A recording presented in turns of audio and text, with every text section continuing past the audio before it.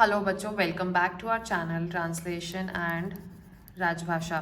देखो, आज हम करने वाले हैं इंग्लिश टू हिंदी अनुवाद। ठीक है, जो आज का टॉपिक है वो काफ़ी डिफरेंट सा है। ये है क्वांटम फिजिक्स पे। ठीक है, तो मेरा ये उद्देश्य रहता है कि तुम लोगों को जब मैं अनुवाद की प्रैक्टिस करवाऊँ तो यूट्यूब में जो प्रैक्टिस मैं करवा रही हूँ इसमें आपको ज़्यादा से ज़्यादा वैरायटी मिले। ऐसा ना हो कि मैं बस आपको एक ही टाइप का अनुवाद करवा रही हूँ, एक ही सब्जेक्ट से रिलेटेड करवाए जा रही हूँ। नहीं, मैंने इसके पहले भी जो पुराने अपने अनुवाद करवाए हैं उसमें आपने देखा ही होगा कि कुछ क्लाइमेट से रिलेटेड है, कुछ एनवायरनमेंट से है, कुछ फाइनेंस से रिलेटेड है। अब ये वाला अलग है, कुछ हेल्थ से रिलेटेड है, कुछ योगा से रिलेटेड है।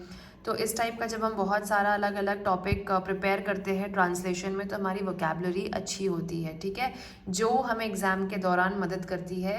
अचानक हमें कोई वर्ड याद नहीं आता है। देखो क्या होता है कि एग्ज़ाम में, मैं पहले से ही बता दूं जो पहली बार इस एग्ज़ाम में बैठने वाले हैं, कि मेंस का एग्ज़ाम ना ऐसे लगता है कि बस 2 ट्रांसलेशन आएंगे, 2 ऐसे आएंगे, लेकिन उस टाइम पे इतना प्रेशर होता है, इतना प्रेशर होता है जल्दी जल्दी पेपर पूरा कर पाने का। क्या होता है कि कुछ बच्चों का पेपर ही छूट जाता है बिकॉज उनकी प्रैक्टिस नहीं हुई रहती है अच्छे से। ठीक है, तो आपको ऐसा नहीं करना है, बहुत सारा प्रैक्टिस करना है। और फिर उस मोमेंट में उतने प्रेशर में आपको वोकैब याद ही नहीं आता। किसी का हिंदी अगर आपको करना है किसी शब्द का वो याद ही नहीं आता, या फिर किसी का इंग्लिश करना है तो वो याद नहीं आता। प्रेशर में चीज़ें थोड़ी गड़बड़ हो जाती है।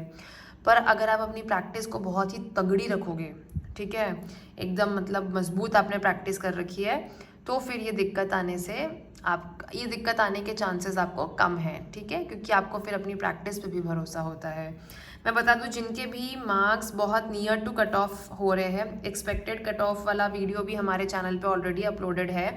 तो अगर उसके एकदम ही पास में आपका है मार्क्स, चाहे किसी भी कैटेगरी से, ऑन रिजर्व्ड हो, ओबीसी हो, एससी एसटी हो, पीडब्ल्यूडी हो, कुछ भी हो, वो एक बार इस बात को ध्यान में बिठा लें कि उनको बहुत ज़्यादा प्रैक्टिस करनी है मेंस एग्ज़ाम के लिए, ताकि वो लोग अपना जो मेंस एग्ज़ाम का नंबर है उसको इतना हाई ले जाए कि उनका ओवरऑल जो मार्क्स आए वो उनका बढ़िया बन जाए। ठीक है, और उनका फाइनल सिलेक्शन हो पाए। नहीं तो आप समझ लो कि अगर आपका एकदम ही कट ऑफ मान लो कुछ 136 137 जाता है जनरल का, और आपके 142 आते हैं या 143 आते हैं, और आपने तैयारी भी मेंस पेपर की बहुत ही बेसिक सी की है, मतलब बस ऐसे ही हिलते डुलते कर लिया, थोड़ा एक आध पैसेज कर लिया किसी दिन, ऐसे पढ़ लिया किसी दिन, तो फिर फाइनल सिलेक्शन मुश्किल है आपका। ठीक है, आपको रेगुलर प्रैक्टिस चाहिए, रेगुलर आपको अनुवाद करने हैं, रेगुलर आपको एसेज लिखने हैं, तो ये सारी चीज़ों को एकदम जारी रखें। ठीक है, चलो तो आज का हम लोग शुरू करते हैं अपना अनुवाद का जो क्लास है उसको। तो quantum physics has taught us that everything in the universe is made up of energy. पहले हम लोग हमेशा ही, मेरे पुराने वीडियोस में भी आपने देखा होगा कि पहले हम लोग सिंगल वर्ड्स को ले लेंगे कि उनका हिंदी क्या होगा। ठीक है, ये पैसेज छोटा है, आपके रियल एग्जाम में इससे बड़ा पैसेज आएगा, और जितना बड़ा पैसेज आता है उन पैसेजेस की तैयारी हम लोग हमारे अपने जो बच्चे हैं जिन्होंने हमारे थ्रू इवैल्यूएशन का कोर्स लिया है उनको हम एग्जैक्टली उतने साइज़ का देते हैं, ताकि उनकी प्रैक्टिस चलती रहे, बनती रहे, ठीक है, होती रहे। तो अभी देख लेते हैं क्वांटम फिजिक्स। क्वांटम को हम क्वांटम ही लिखेंगे, ये एक साइंस का वर्ड है, इसको हम चेंज नहीं करेंगे। फिजिक्स को भौतिकी बोलते हैं, भौतिक विज्ञान। ठीक है, हैज थॉट अस एवरीथिंग, सब कुछ, यूनिवर्स यानी कि ब्रह्मांड। हाँ, एनर्जी को बोलते हैं ऊर्जा। उसके बाद ये सब तो बहुत ही बेसिक वर्ड्स है। फिजिकल मैटर को क्या बोलते हैं? भौतिक पदार्थ।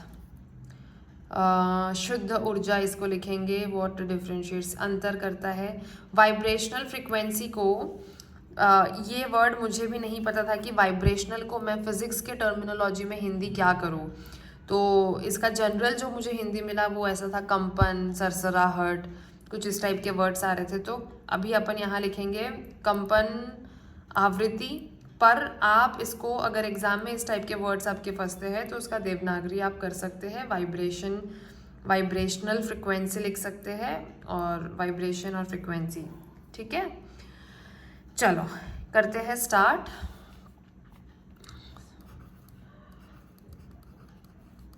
क्वांटम भौतिकी। अच्छा, सेंटेंस तो हमने देखा ही नहीं एक बार ही, मतलब मैंने आप लोगों के लिए पढ़ा ही नहीं। Quantum physics has taught us that everything in the universe is made up of energy. Quantum भौतिकी ने हमें बताया है ने हमें बताया भी है कर सकते हैं और सिखाया भी है कर सकते हैं। टॉट के लिए टीच टॉट का है तो हम इसलिए सिखाया है करेंगे, ठीक है। क्वांटम फिजिक्स भौतिकी ने हमें सिखाया है कि टॉट अस दैट, ये की इसके लिए है, ठीक है, हमें अस के लिए हो गया। सिखाया है कि कि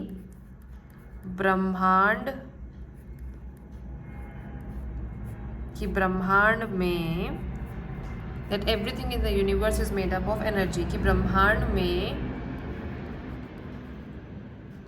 सभी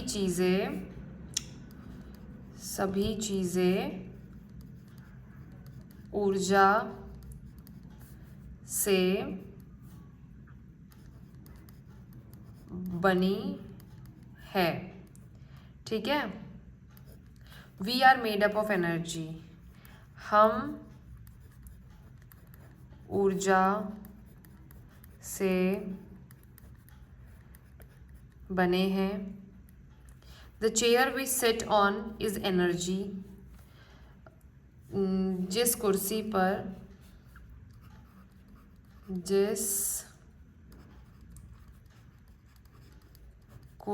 पर हम चेयर वी सिट ऑन, हम बैठते, जिस कुर्सी पर हम बैठते हैं वह ऊर्जा से बनी है, नहीं, वह ऊर्जा है। सिट ऑन इज एनर्जी, यानी कि वो ऊर्जा है, ठीक है। और the sky above us is all energy too, और हमारे ऊपर जो आकाश है वह भी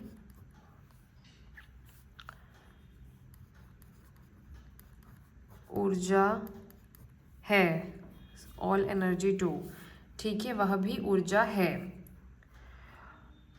दूसरे शब्दों में किसके लिए, इन अदर वर्ड्स, क्या लिखेंगे, दूसरे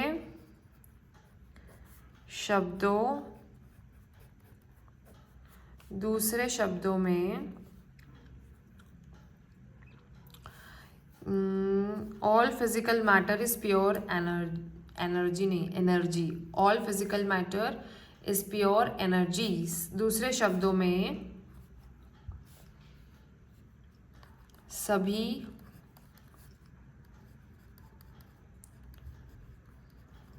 भौतिक पदार्थ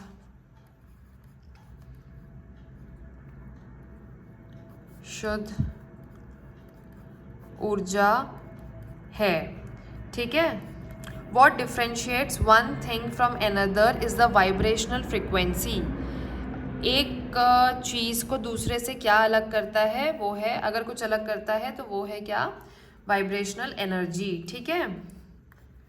जो एक चीज़ को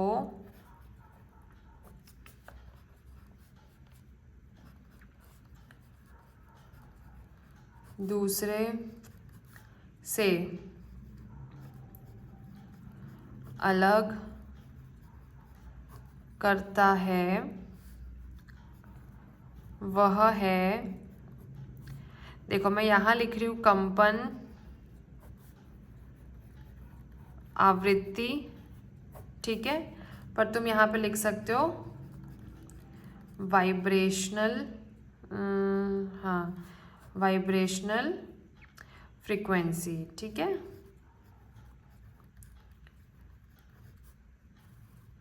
उप्स, आज मेरी राइटिंग कुछ ज़्यादा ही ख़राब हो रही है।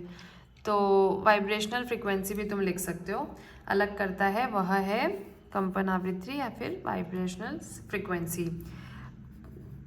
कंपन की आवृत्ति, क्या लिखा है, the frequency of the vibration. अगर मैं इसको वाइब्रेशनल फ्रिक्वेंसी के हिसाब से लिखती तो मैं लिखती वाइब्रेशन की आवृत्ति या वाइब्रेशन की फ्रिक्वेंसी। एक बात आपको ध्यान रखनी है ट्रांसलेशन के दौरान, अगर आपने अपने ट्रांसलेशन में कंपन आवृत्ति लिखा है तो आप आगे भी उसी के अकॉर्डिंग अपना वाक्य बनाएंगे। ऐसा नहीं कर सकते कि आपने ऊपर वाइब्रेशनल फ्रिक्वेंसी ले लिया है और नीचे फिर आप कंपन की आवृत्ति से सेंटेंस स्टार्ट करें। ठीक है, आपको कॉमन रखना है, डोंट मतलब मिसमैच नहीं करना है। एक पैसेज में अगर आपने एक वर्ड को एक नाम दिया है हिंदी अनुवाद में या अंग्रेजी अनुवाद में, जो उसका अनुवाद है उसमें, तो आपको वो वैसे ही कंटिन्यू करते चलना है। ठीक है, कंपन की आवृत्ति उच्च, निम्न या, ये जो और होता है इसके लिए हम लिखते हैं या। ठीक है, इसके लिए हम कभी भी ये नहीं लिखेंगे, दिस इज रॉन्ग। ठीक है, उच्च, निम्न या बीच में, एनीवेयर के लिए हम लिखेंगे कहीं भी, कहीं भी हो सकती है। ठीक है, तो ये हो गया आपका सेंटेंस। ये बेस्ड था फिजिक्स पे, भौतिकी विज्ञान पे। ये वाला पैसेज मैंने इसलिए लिया क्योंकि ये थोड़ा सा डिफरेंट है जो हमने पिछला किया है उससे, और इस तरीके के अगर दूसरे पैसेजेस आए तो वो आपको आसानी से बन जाए। आपका जो वोकैब है, जो आपका शब्दकोश है, वो थोड़ा उसमें दिन ब दिन वृद्धि होती जाए, यही मेरी कोशिश है। बाकी अगर आपको अच्छा लगा हो तो don't forget to like, share and subscribe. आप हमारे व्हाट्सएप में जुड़ सकते हैं हमारे साथ, जो नंबर है वो मैं शेयर कर दूंगी इसमें डिस्क्रिप्शन बॉक्स में, और उसके थ्रू आप हमारा जो इवैल्यूएशन है, हमारा नहीं अपने ट्रांसलेशन का जो इवैल्यूएशन है वो भी करवा सकते हैं।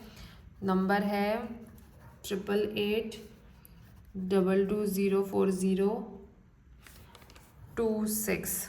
हाँ, मुझे देखना पड़ा ये नंबर क्योंकि मुझे याद नहीं है। ठीक है, 8882204026। कितने नंबर हुए? 1 2 3 4 5 6 7 8 9, एक आई थिंक एक 0 यहाँ पे भी है।